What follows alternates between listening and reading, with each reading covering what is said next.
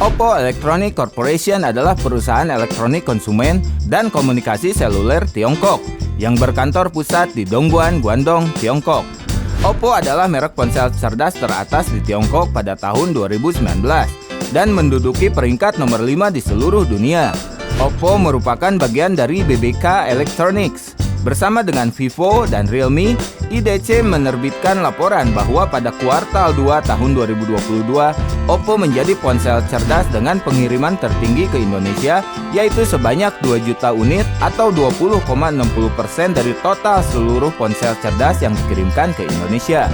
Nama merek Oppo terdaftar di Tiongkok pada tahun 2001 dan diluncurkan pada tahun 2004. Sejak itu, merek ini telah berkembang ke seluruh bagian di dunia. Pada bulan Juni 2016, Oppo menjadi produsen ponsel cerdas terbesar di Tiongkok dan menjual ponselnya di lebih dari 200.000 outlet retail. Pada awalnya, Oppo memproduksi dan menjual Blu-ray player, amplifier, dan headphone. Perusahaan ini baru merambah ke smartphone pada tahun 2008 melalui peluncuran smartphone yang penjualannya hanya terbatas di wilayah Cina.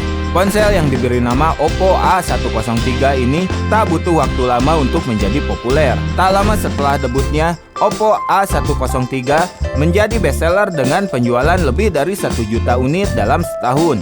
Pada 2012, Oppo merilis smartphone untuk pasar internasional, yaitu Oppo Finder.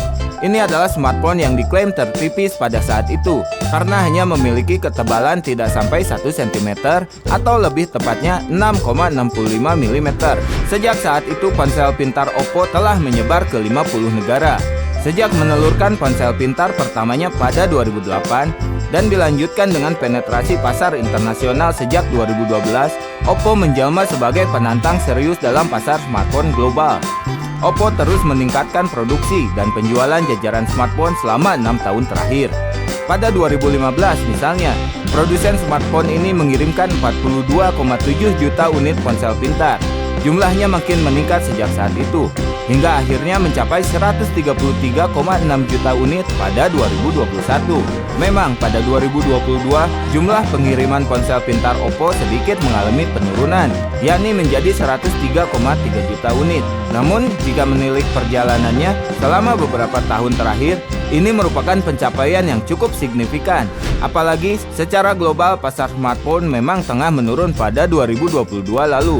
Mengutip riset Counterpoint, pasar smartphone global turun 12% year on year terkait dengan penetrasi di pasar global. Riset Statista menunjukkan Oppo tergolong agresif di pasar negara berkembang.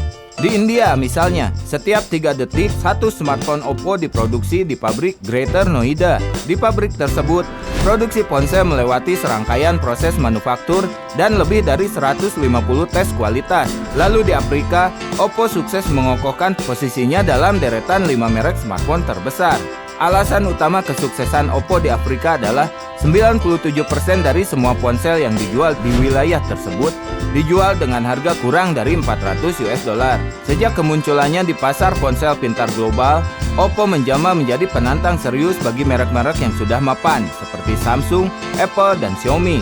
Mengutip Stats Counter pada Desember 2022, Oppo menempati posisi 4 dalam pasar smartphone global dengan pangsa pasar 6,4% secara global. Nah, itu dia sejarah singkat dari Oppo. Dan subscribe channel ini untuk mendapatkan informasi terbaru lainnya.